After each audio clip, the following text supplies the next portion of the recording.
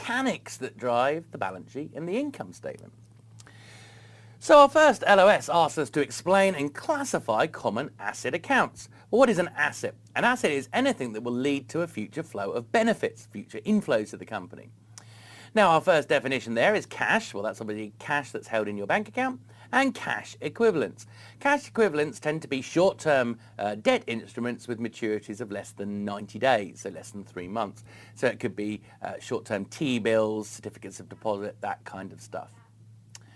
Accounts receivable. Well, accounts receivable are going to arise due to the accruals process. We record sales at the time of the transaction, not when the cash flow is paid or received. What that means, therefore, is there will be sales in the income statement at the year end where we've yet to collect the cash from our customers. So we record an asset in the balance sheet indicating that our customers owe us that cash. And we could either call that accounts receivable maybe, or trade receivables, but it's amounts owed by our customers where we've sold goods but they've not paid at year end. Prepaid expenses. Now this is where we've paid for a good or service but not yet used it at the year end. And the argument is, if you've paid for something but not yet used it, the expense shouldn't go through the income statement. So instead we're going to record it as an asset in our balance sheet, indicating that we're entitled to use that good or service in a future period.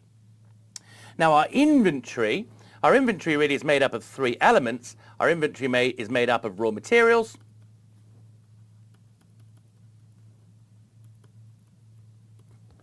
work in progress, and finished goods. Now, if you're just a trading company that buys in goods and sells them on, it will just be finished goods. So raw materials are our components that we're going to use in the production process. Work in progress reflects the items that we've started to construct but haven't finished at the year end, so partly completed finished goods if you like. And then finally, finished goods are goods that we've completed but not yet sold at the year end. Now we also see our plant, property and equipment. Sometimes we will refer to these as tangible fixed assets because they have tangible physical form. Our plant, property and equipment represents all of the assets that we're going to use for continuing use, all the tangible assets that we're going to use for continuing use within the business. So in things like, of course, land, it's things like building, it's things like equipment, etc. Our next classification down there is just investment property. That tends to be things like real estate held for investment purposes. So you might have bought, let's say, an apartment building, and you've got that apartment building and then you're renting it out to generate income. Well, it would be an investment property because you're holding it for investment purposes. Intangible assets, these are again going to be long-lived assets like our plant, property and equipment. The difference is here we have no tangible physical form, so you can't touch, feel or stroke them.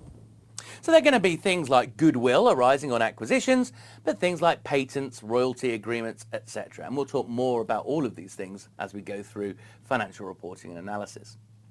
Financial assets, these are going to be investment securities, so debt and equity held in other companies. And again, there's going to be different classifications of them that we'll look at later. Investments held under the equity method. Now you don't need to really worry about what the equity method is at level 1, but we will be seeing it heavily at level 2. You need to be aware that this is how we account for associates. What is an associate? An associate company is one which you have influence on, but not outright control. And we do something called a one-line consolidation. One line appears in our balance sheet and one line appears in our income statement. So investments in our associates where we have influence but not control, we account for under the equity method. The other asset we've got here is a deferred tax asset. Now I don't want to get too much into deferred tax because we're going to see it later and it's going to cause us some headaches, I can tell you that right now. All you need to know briefly at the moment is a deferred tax asset arises because we pay more tax now, but we're going to pay less tax at a future date. Let's have a look at some of our liabilities. Accounts payable, or otherwise known as trade payables. Well, this is the flip side of our accounts receivable. If we buy goods from our suppliers but have yet to pay for them at the year end, the purchase is going to go through our income statement, but we need to record the fact that we owe our suppliers these amounts, and we record them as accounts payable or trade payables. A liability, therefore, represents a future outflow of benefit from the company. Provisions. Let's talk about provisions. A provision is an estimated liability. Because of prudence, which is a kind of an accounting concept. It says we should provide for expenses as soon as they're foreseeable. So in other words, you might be being, let's say, sued at the year end, and there might be a chance that you're going to have to pay out. So we might create a provision and put the expense in the income statement and create a liability in the balance sheet. It's an estimated future liability, therefore. Other provisions you often see are restructuring provisions, where the company knows it's going to incur a cost restructuring a division, but it hasn't actually incurred that cost yet. Well, you still put the expense through the income statement and you create a liability in the balance sheet. So provisions are estimated expenses. The tax expense that you see in the income statement is a provision because you don't actually know the dollar amount of tax that you're going to pay at year end when you produce your final accounts. There's a whole toing and froing between the company and the tax authorities before they actually agree on what should be paid. Accrued liabilities. Well, accrued liabilities are essentially where we've used a good or service, but we've not yet been invoiced. So it's not showing up anywhere in the financial statements. Now, the accruals process says if you've used a good or service, we want the expense in our income statement. So we put the expense in our income statement, and we're going to put a counterbalancing liability indicating that we're going to have to pay for that expense in our balance sheet, and that is our accrued liability. Financial liabilities, these could essentially are any kind of short-term debt instruments that we might have, things like notes payable, they could be derivatives, etc. Current and deferred tax. Our current tax is the provision for what we believe that we owe the tax authorities based on this year's profits. Deferred tax liabilities are the flip side of deferred tax assets.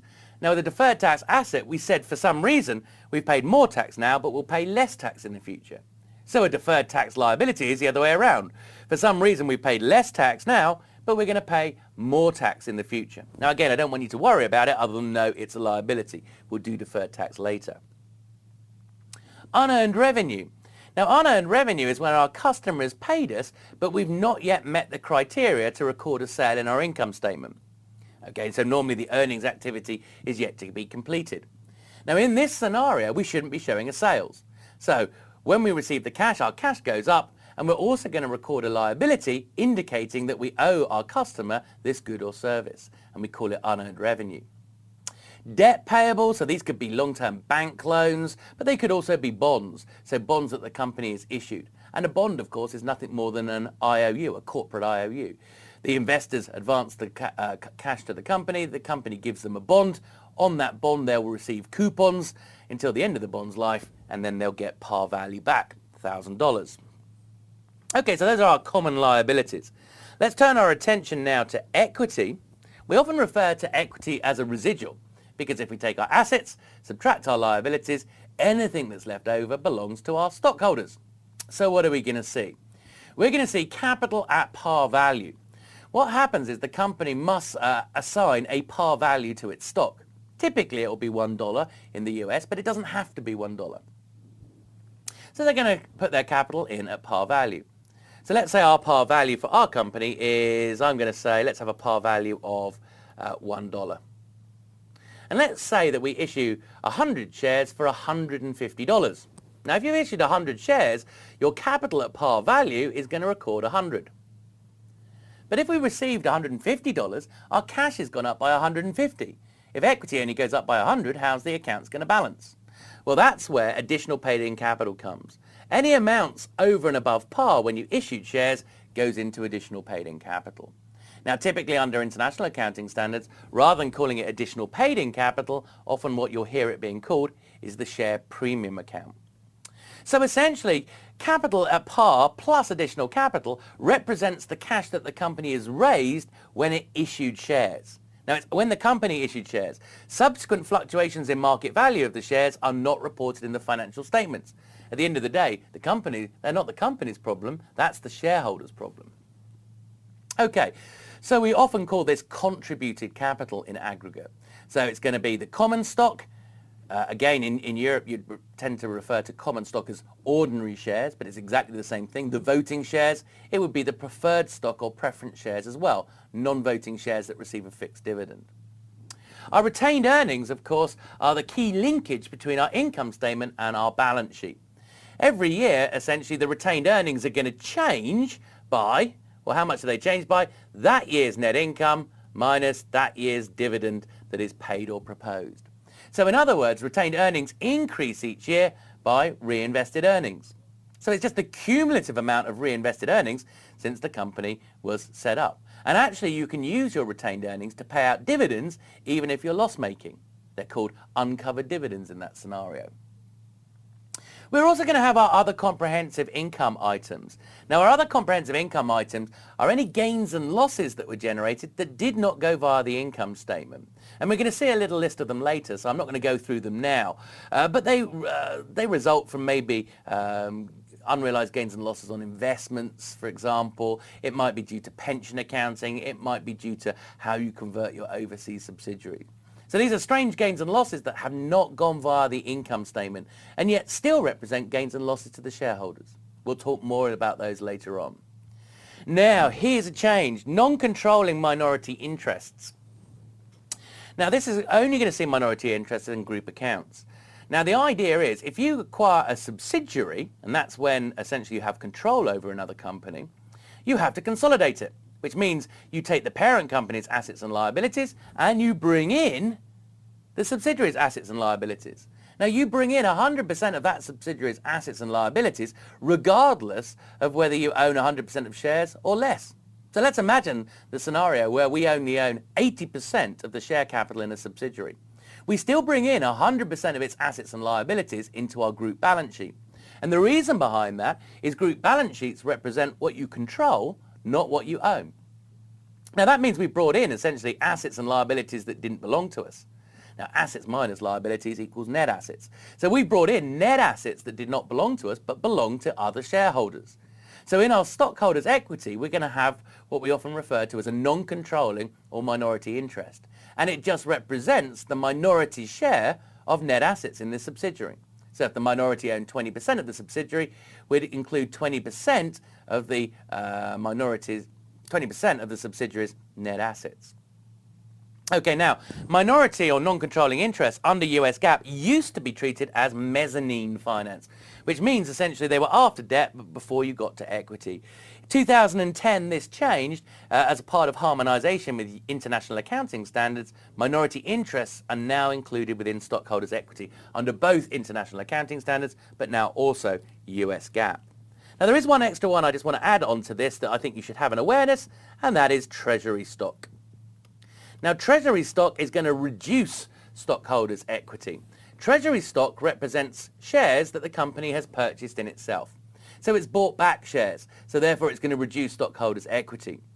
Essentially most elements of stockholders' equity are credit balances. This would be a debit balance. Okay, I don't want you to worry too much about credits and debits.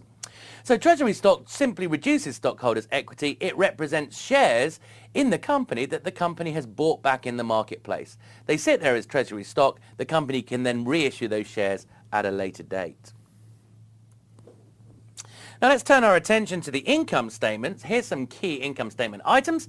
Our first thing is sales. So these are sales of our core trading activities. In other words, sales of products and services. Now sometimes you don't see them written as sales, sometimes you see it written as turnover. So just be aware, turnover and sales, same thing. We might also see other sources of revenue such as gains in our financial statements. Gains when we dispose of things like our long-lived assets, if you dispose of some plant, property and equipment, if you dispose of some intangibles, for example, or some investments, you might show gains. Of course, if you essentially sell it above its balance sheet value, you're going to show a gain. If you sell an asset below its balance sheet value, you're going to show a loss. So the flip side of our gains up here is down here with losses. So it tends to be disposals of our long-lived assets, both intangible, PP&E and investments. Now, of course, we might also receive investment income. So this essentially is going to be dividends and capital gains and losses.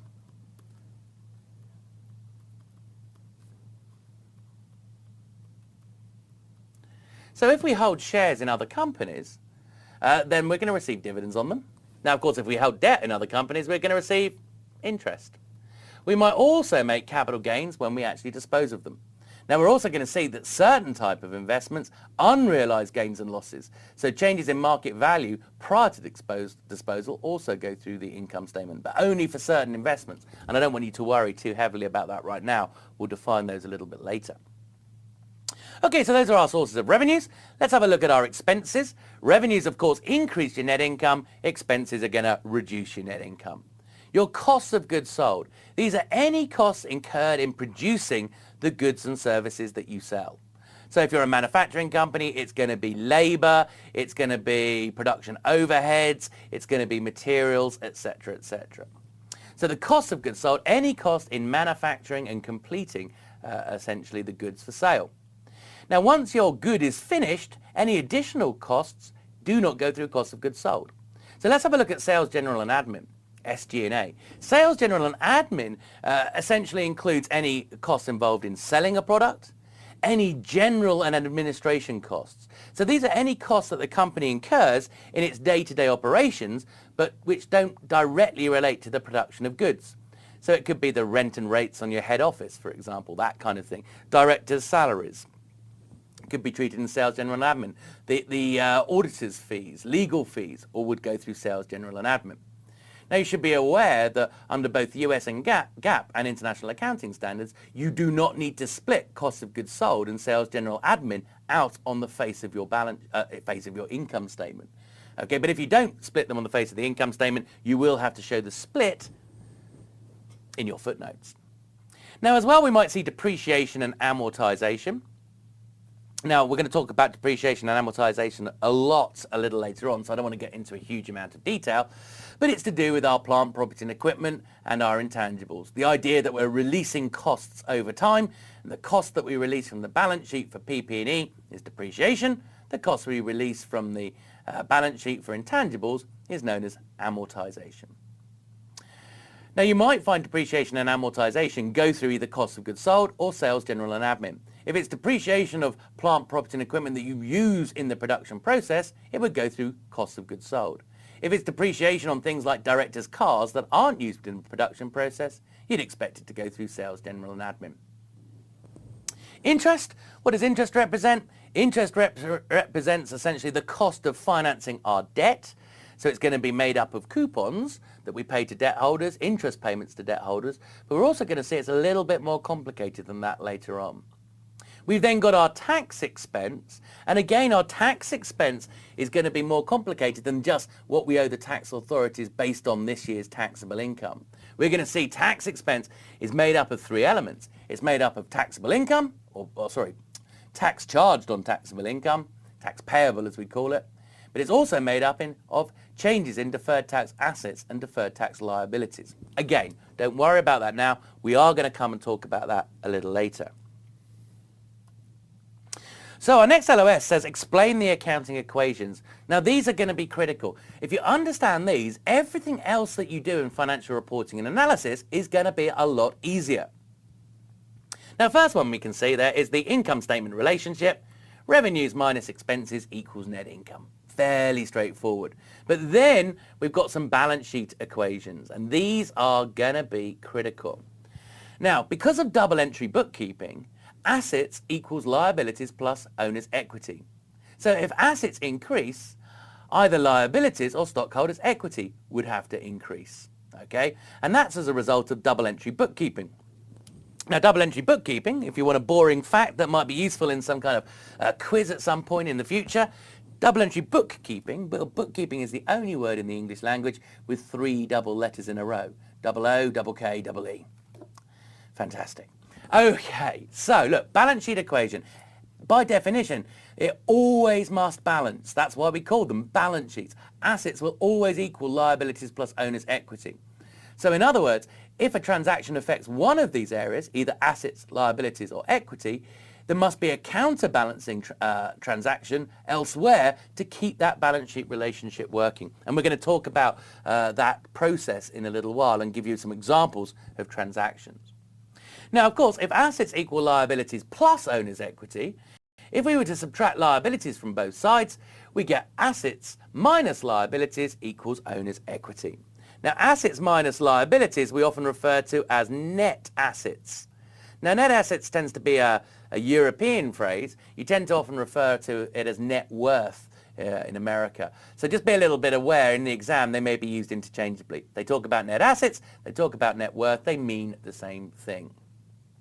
So assets minus liabilities equals stockholders' equity. We mentioned before, take your assets, pay off your liabilities, anything that remains belongs to your stockholders. Now, owner's equity equals contributed capital and retained earnings. We saw this earlier. Contributed capital are the amounts paid by shareholders to acquire shares, split between par value and additional paid-in capital. Retained earnings, remember, are the key linkage between the income statement and the balance sheet. Anything, by definition, that affects the income statement will affect retained earnings in the balance sheet. Why? Because we take net income at the end of the year, we pay out a dividend, anything that is not distributed gets transferred to retained earnings. So retained earnings increases each year by the earnings that haven't been distributed by way of a dividend. So anything that affects the income statement, therefore, will affect owner's equity. Now again, this is showing that key linkage between the income statement and the balance sheet in a little bit more detail. So notice there's our beginning retained earnings, and that's just going to be from last year's balance sheet. And here is ending retained earnings, which of course is going to be this year's balance sheet. And all we're doing is reconciling between them. And we're saying, look, retained earnings will go up by this year's profits, net income. Obviously, if we've made a loss this year, it will go down. But it will go down by this year's dividends. So the change in retained earnings from year to year is net income minus dividends, the reinvested earnings that the company is reinvesting rather than paying out by way of a dividend. As a result, if the company doesn't pay a dividend, by definition, retained earnings would just change by that year's net income. Now, our next LOS asks us to explain the process of recording transactions.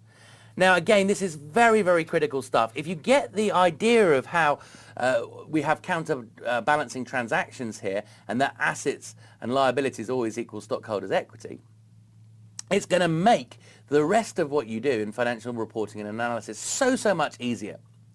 So let's imagine, essentially, we pay a bill, okay? So we pay a bill. Let's imagine we pay a bill that's $100. So I'm going to pay a $100 bill. Now, what are the two sources? When I pay a $100 bill, of course, cash goes down by $100, so I'm going to decrease cash, which is an asset. The other side is I'm going to decrease the liability. Let's say they're saying we're actually paying off what we owe to our suppliers here. They've called it trade payables. Remember, it's also called accounts payable. So down would go accounts payable. So down goes assets, but down goes liabilities. So overall, our equity would remain static. Now let's imagine we now issue a bond.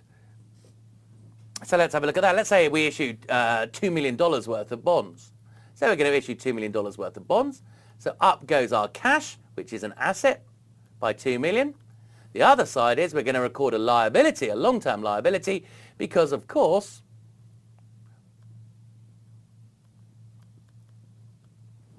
we owe these amounts eventually back to our debt holders. So up goes cash and up goes liabilities. Stockholders' equity would be unaffected by this transaction. It all still balances. Assets go up by 2 million, liabilities go up by 2 million, so net assets and hence stockholders' equity remain unchanged. Let's have a look. We're going to make a credit sale here. Let's say let's make up an example again. Let's say we sell $150 worth of inventory and we sell it for the sales price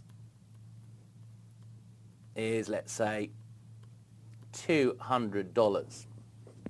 Now, what's going to happen? We've got two sides to this. We've got the sale and also we've got the removal of inventory. So what we're going to do, essentially, and I think it's going to be easiest just to blank a little bit of text out here so we can fit this in. Let me just do that. Let's blank this out. Oh, I don't want it to be red. That's going to be confusing. Come on, change to white. Okay, there we go. So I'm just going to blank it out very briefly.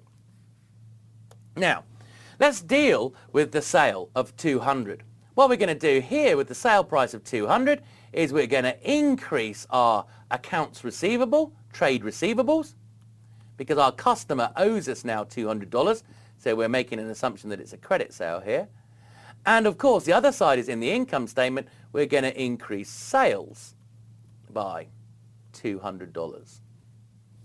Now also we've got the inventory. If we've sold the inventory, it's no longer in our balance sheet, so we need to reduce it. So we're going to need to reduce inventory. Now of course inventory is also an asset, and we're going to reduce that by 150. The other side of that transaction appears in the income statement in our cost of goods sold, which is an expense, 150. So notice we've now got net income of 50, and we've got overall an increase in assets of net increase in assets of 50 as well. So how is this reported? Our assets are going to go up by a net amount of 50. Liabilities are unaffected. So actually what's going to happen, because net income is $50 higher, retained earnings are $50 higher, and as a result your stockholders' equity would go up by 50. So notice now net assets have increased by $50, stockholders' equity is increased by $50. So, as you can see in the balance sheet, inventory goes down, accounts receivable goes up, and we saw the net of that was $50 increase, and we saw that equity went up by $50 in retained earnings. And of course, that was as a result of more earnings in the income statement. Sales went up by 200, cost of goods sold went up by 50, and as a result, net income, and hence retained earnings in the balance sheet, increased by $50. Let's have some purchases of materials on credit. Let's say we buy $500 of materials on credit. Okay, if we buy $500 of materials, up goes our inventory by $500, which of course is an asset. But if we bought them on credit, we've not yet paid for them, so up goes our accounts payable by $500. So notice both assets and liabilities would go up by $500. Stockholders' equity would be constant. Let's have a look. We issue some equity. Let's say we issue $5 million worth of equity. What's going to happen here? Well, of course, if we issue $5 million of equity, we get $5 million of cash. So up goes cash by $500 million, which is an asset, so our assets increase. The other side, of course, is we need to increase our contributed capital. And of course, we would split it between common stock and additional paid-in capital. But up goes our equity, contributed capital, by $5 million as well. So up goes equity, up goes assets. Notice this time, liabilities are constant and unaffected. So equity's gone up, net assets has gone up. We incur an expense, which means we need our expense to go through the income statement. We've incurred an expense, but we haven't paid an expense here. Let's imagine it's our rent. So our rent is essentially due, and let's say we're paying $500,000 for our rent. Okay, now, of course, because we've occupied our premises, we want $500,000 to go through the income statement in our sales, general, and admin. Let's say, so increase sales, general, and admin, which is in the income statement. Now, if we increase sales, general, and admin, we've got more expense. If we've got more expense, then of course our net income would be lower by $500,000. The other side, because we've yet to pay, we need to record this as a liability. So we're going to increase a liability, indicating that we owe our landlord, presumably, $500,000. So notice what's happening here. Liabilities are going up. Equity is going down by the same amount. Assets are unaffected. Now let's say we then come to pay off our rent. So we come to actually pay our landlord. So this time we're actually going to pay our $500,000. So, number one, if we pay our $500,000, we no longer need that liability we created. So down comes the liability, the rent owed to our landlord by $500,000. The other side, of course, decrease in our cash. So, essentially liability down, asset down, equity unchanged. Okay, so hopefully you're getting the flavour that every time we have a transaction, it has two impacts on the balance sheet. Even if one side of the transaction affects the income statement, it's still going to affect the balance sheet. Anything that affects the income statement changes our net income, and if we change our net income, we affect our retained earnings. So everything is going to affect, anything that hits the income statement will affect the balance sheet via stockholders' equity. Let's push on. Let's look at declaring a dividend and paying a dividend. Right, okay, if we declare a dividend, so we're going to have a liability. Let's say we declare a dividend of 100,000, let's say. Let's make it up, 100,000. So we've declared it but not yet paid it. So therefore, dividends payable increases, which is a liability. So up goes dividends payable, indicating that we haven't yet paid that dividend to our shareholders. The other side is, of course, remember dividends, remember that linkage that we talked about with retained earnings. Take this year's net income, subtract any dividend paid, and that gives you the change in retained earnings. So as a result, our retained earnings are going to fall by 100,000 as well. So what we've got here is an increase in liabilities, reducing net assets, and a deduction in equity, keeping it all balancing. Finally, we then get to pay our dividend of 100,000. So we're going to pay out to our shareholders. So out goes our 100,000, decrease our cash by 100,000, of course, and also we need to reduce our dividend payable liability because we no longer own it. So down comes the liability and down comes cash. Stockholders' equity, therefore, is unaffected. Okay, so our next LOS, you'll be pleased to know, says explain the need for accruals and valuation adjustments. Well, of course, the idea behind accruals is we don't use cash accounting. Cash accounting would just mean you record any transaction when you pay or receive the cash. Well, that's not how the balance sheet and the income statement are constructed. Instead, we use the accruals method. The accruals method means we record revenues when they are earned, and with expenses, we attempt to match the expense against the revenue. Okay, now if the expense doesn't relate to the revenue, we then match the expense to the period of use. Now, the purpose or the idea behind accruals is it does lead to a lot more subjectivity and assumptions. We like it as an analyst because we believe, therefore, that the balance sheet and the income statement show the economic substance of the company and they give us information on future earnings potential. But the downside is there's more subjectivity. So let's just have a look at some of these accruals and valuation adjustments that we often tend to make these at year end.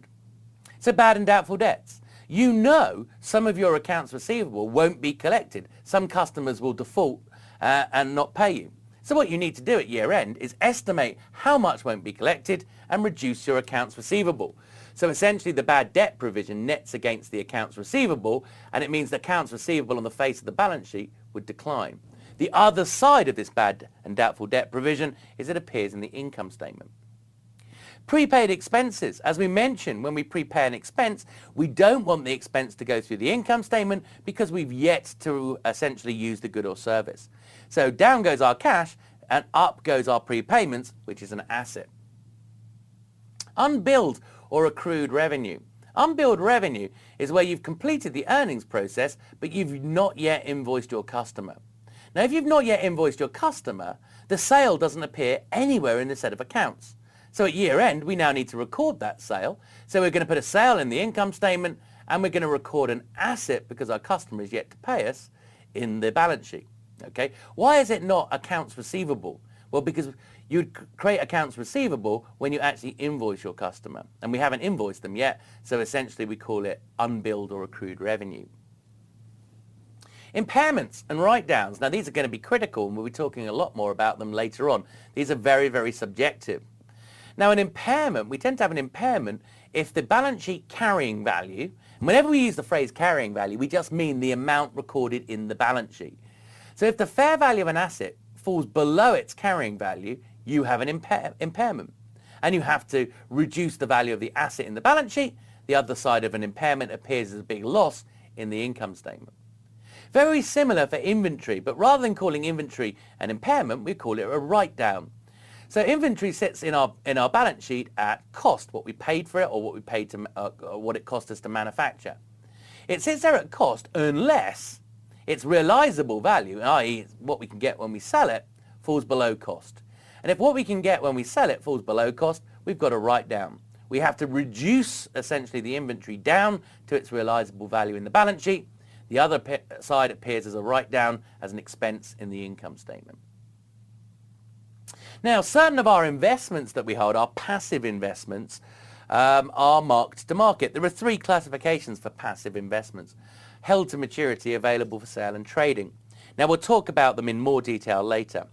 But you should be aware, in the balance sheet, we mark certain ones, the available for sale and the trading securities, to market. So in other words, if the market value has gone up, you need to increase the balance sheet value of the asset. So you do that for the balance sheet, under available for sale and trading securities. Now, the other side of the double entry differs depending on whether you treat it as an available for sale or trading.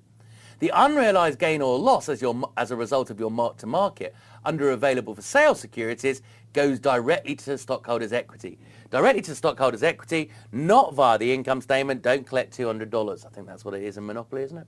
So any unrealized gain or loss on available for sale will go directly to stockholders' equity, one of those strange comprehensive income statement items we mentioned earlier. Any unrealized gain or loss on trading securities as a result of their fluctuation in market value gets taken to the income statement. But more on that later. So at year end, we're going to have to mark to market certain of our passive investments. Accrued expenses. If we know we've incurred an expense, but we've not yet received the invoice, we still want the expense in our income statement, and we're going to record a liability in our balance sheet. Now, your classic example of an accrued expense, let's imagine your telephone bill. Now, of course, with your telephone, let's say your cell phone, you make your calls all throughout the month, but you don't receive the invoice from your phone company until after the month. Now, if the company knows it's incurred those expenses, it's going to have to put that expense in its income statement and create an accrual in its balance sheet, which is a liability. So, for any expense which you know you've incurred, but you've not yet received the invoice, you're going to create an accrual in the balance sheet, and you put an expense in the income statement. Deferred or unearned revenue. This is simply when the customer pays us, but we've not yet completed the earnings process. In order to record a sale, you need to have completed the earning process and have reasonable assurance that the customer will pay you. If we've not yet completed the earnings process, we can't record the sale. So up goes our cash, and rather than increasing a sale, instead we'll increase a liability called unearned revenue, indicating that essentially we've not yet completed the earnings process. Once we do finish the earnings process, we eliminate the unearned revenue liability and put it into the income statement as a sale. And then finally at year end, we also need to include any provisions. So if there are any uncertainties regarding expenses, we're going to put those through the income statement and we're going to put them in as a liability in our balance sheet. So it could be things like restructuring, it could be things like legal suits, lawsuits, that kind of stuff. Okay, our next LOS says explain the relationships amongst the financial statements. Now, hopefully we've seen a little bit of this already when we were looking at how our double entry, if you like, and the balance sheet equation meant that every time we affected assets or liabilities, we also affected stockholders' equity. It always was in balance. So if you remember, by definition, anything that increases or decreases net income in the income statement will affect the balance sheet. And it will affect the balance sheet, of course, via retained earnings. So net income hits the statement of changes in owner's equity. We take the net income for the year, subtract the dividend. That gives us the change in retained earning. Okay, so essentially we're seeing net income in the income statement. It's going here where we do net income minus dividend, which is the change in retained earnings, and therefore the change in retained earnings then goes to the balance sheet and is added to our retained earnings line. Okay, there are other linkages between the balance sheet and the income statement. In the balance sheet, we have our plant, property and equipment and our intangibles. And already we've said that we're going to depreciate or amortize them. And every time we depreciate them, essentially, you're going to reduce the value of the asset in the balance sheet. The other side is we put a depreciation expense through the income statement that reduces our earnings. Okay, what about the link between the income statement and the cash flow statement? Well, of course, net income isn't necessarily the same as cash generated. So what we're going to do is take our net income, strip out all of the non-cash elements to get something that we're going to refer to as cash flow from operations. So we're going to see that a little bit later. Essentially, it's net income, add back any non-cash charges, anything that's gone through the income statement that isn't cash, i.e. things like depreciation and amortization, and then essentially we'll subtract any increase in what we call non-cash working capital. Okay, so that any change in working capital, and I'll put non-cash next to it. Now again, I don't want you to worry about that just yet. We're going to do cash flow statements, and we'll talk about that more a little bit later. But of course, the total cash flow statement, we have three classifications, CFO, CFI, and CFF. Don't worry about those just yet. But the cash flow statement shows us the change in cash. So when we go to the balance sheet, of course, we should be able to confirm that by looking at this year's cash balance and comparing it to last year's cash balance. Okay. So there is linkages, in other words, between all those financial statements, and as we go through financial reporting and analysis, those linkages should be becoming more and more second nature to you. So hopefully this will come as we go through.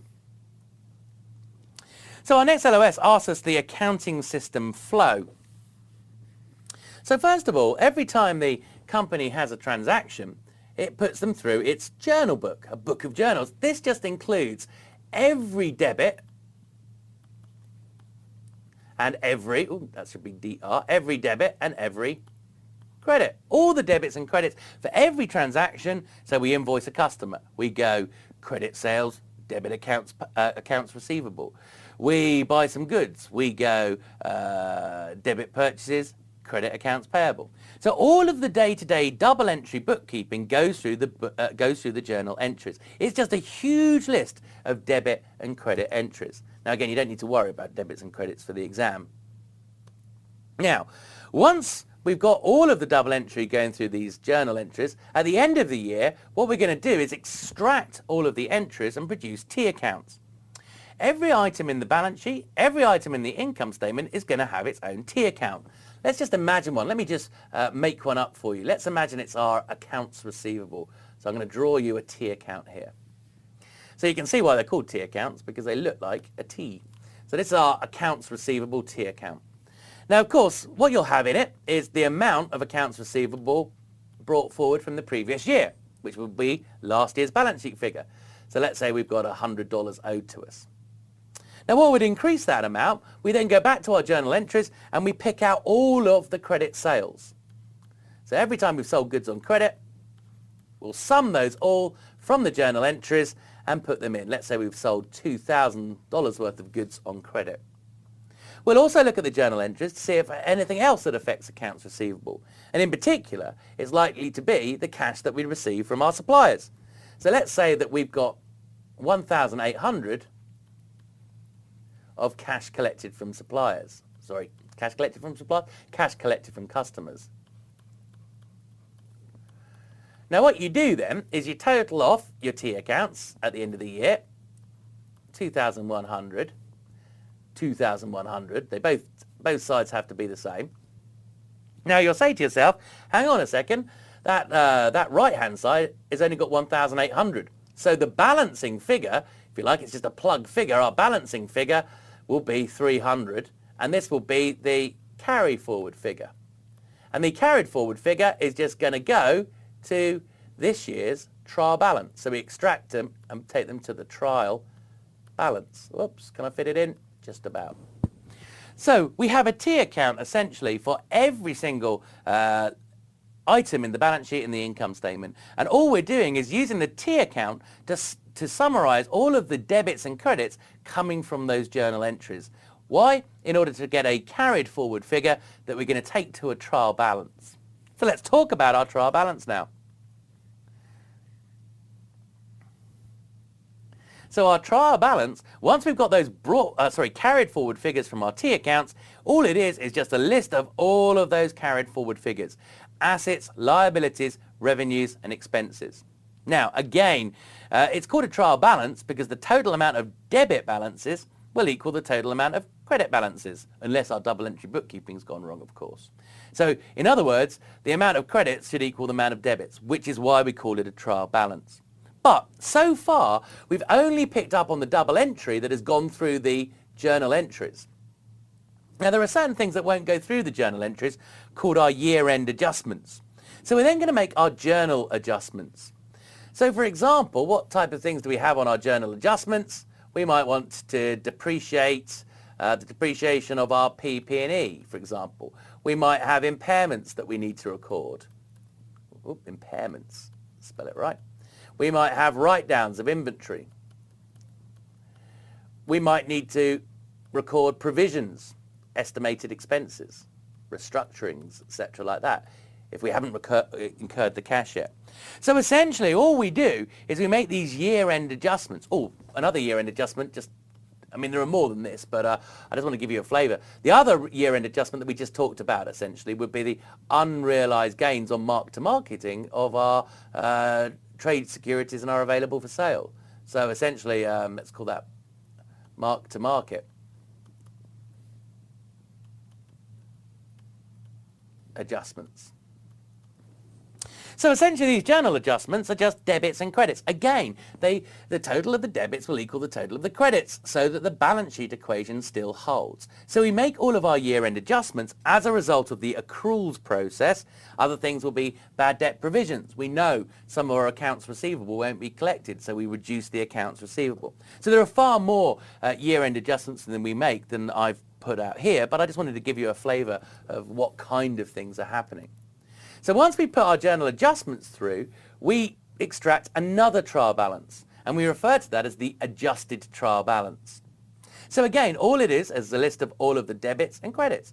It's a list of all of the asset balances, all of the liability balances, all of the revenue balances, all of the expense balances. And from this trial balance, we produce our income statement and our balance sheet. So that's what we use to produce the final financial statements. So that's how the flow of information flows through a firm and it is used to produce a set of financial statements. Almost there with this reading. Last real LOS says explain the use of results, i.e. financial statements, in security analysis. Now, of course, all we're simply saying here is be very careful. We can't just take the balance sheet and income statement and use it for security analysis. Why? Because there are loads of estimates and judgments going through because of the accruals process. And as a result, the analyst needs to make sure that they believe that those estimates and judgments are fair. Okay. Now, of course, the analyst doesn't just look at the balance sheet, income statement, cash flow statement. And they've also got to look at the management discussion and analysis to see, do the financial statements stack up with what the directors are telling you in the management discussion and analysis? And also, of course, within MD&A, if they've changed their accounting policies, which would reduce our comparability year on year, they should be disclosed. The big place, though, and it's absolutely critical for our analysts to look, is the footnotes. Because normally in the second footnote to the financial statement, we're going to see the accounting policies notes. It takes all of the major items in the income statement and balance sheet, and it tells us exactly what accounting policy the company has used in order to prepare its balance sheet and income statement. So, in other words, if you're going to compare between two firms, you need to compare like with like. If two similar firms have chosen different accounting policies, they are not directly comparable, and you would need to adjust the financial statements of one company to bring it in line with the other. The only way you're going to pick up that they're using different accounting policies is if you review the footnotes. So what we're simply saying, therefore, is we need to review as an analyst all of the estimates and judgments at year end. We need to also review any changes to the accounting policy for the firm year to year, and also, if we're comparing between firms, differences in accounting policies between those two firms. Now, just because the accounts balance, just because our extended trial balances, just means our debits, total of our debits equal total of our credits. It doesn't mean, of course, that the accounts are correct. You can fictitiously make up a sale, for example. As long as I go credit sale in the income statement, debit something else elsewhere, the balance sheet is still going to balance. The income statement will still agree. Okay, so all it means essentially, it's an idea that we've got our total debits equal our total credits. It's an indication that the bookkeeping hasn't gone awry, but it doesn't mean it's correct. So just be a little bit aware of that. The key for the analyst is they want to see the true picture of company performance. And we'll keep coming back to this phrase. What they want to see is economic substance. I can't write today. Economic substance. So you've got to review the estimates and judgments, the critical accounting policies, and ask, do you believe that that shows you the economic substance of the company? If you don't, then you're going to have to make adjustments before you calculate your ratios. Okay, let's have a quick look at a financial reporting problem. So, which of the following would most likely change our stockholders' equity? Collecting our accounts receivables. Well, let's think about the double entry there. If we collect accounts receivable, up goes cash, down goes accounts receivable, which are both assets. So up goes an asset, down goes an asset. Nothing happens. So that's not going to change equity or liabilities. Let's imagine as well, let's skip C, declaring a dividend. We've seen this already. Increase the liability, dividends payable. And the other side of declaring a dividend would typically be reducing retained earnings. Selling a 5-year-old machine. Possibly it could change equity, because remember, the change in equity, what the accountants do at the time of disposal is they look at the proceeds they receive from the disposal of some plant, property and equipment. They then compare it to the balance sheet carrying value of that asset at the time of disposal, and any difference gives you essentially the accounting gain or loss that goes through the income statement. So if the proceeds are greater than the balance sheet carrying value at the moment of disposal, you get a gain. If the proceeds are lower, you get a loss. Now, of course, theoretically, if the proceeds equaled the balance sheet carrying value, there would be no gain or loss. Nothing would go through the income statement, so retained earnings would be unaffected. So I'm going to go for, therefore, C, because that always will have an impact. But I think that is a little bit cheeky, because B, chances are, if the proceeds differ from the balance sheet value at disposal, that would also affect gains and losses in the income statement, and as a result, retained earnings. Okay, but we know declaring a dividend will always. So a little bit tricky, nasty question, that one.